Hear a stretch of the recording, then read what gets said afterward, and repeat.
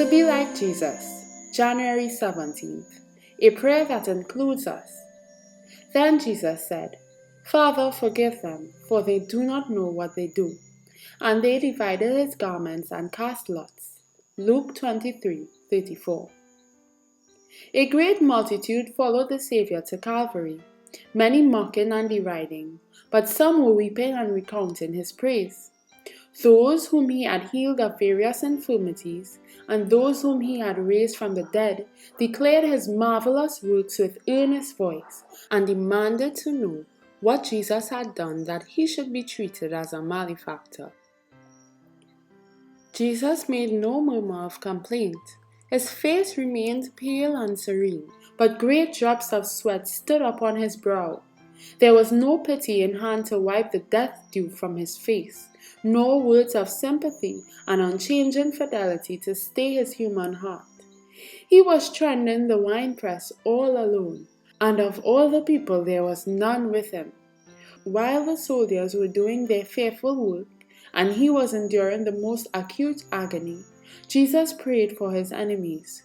Father, forgive them, for they know not what they do. His mind was borne from his own suffering to the crime of his persecutors, and the terrible but just retribution that would be theirs. He pitied them in their ignorance and guilt. No curses would call down upon the soldiers who were handling him so roughly.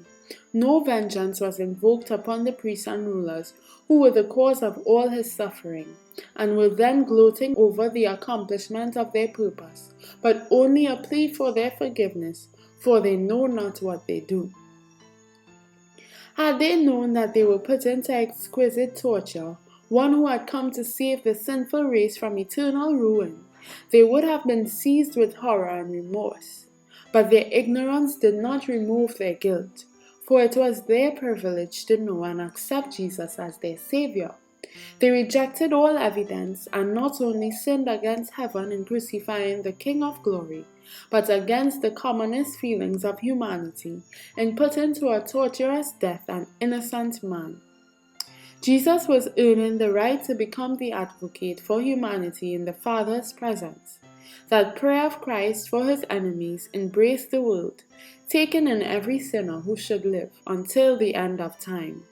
The Spirit of Prophecy 3, 152 to 154 from To Be Like Jesus, page 24.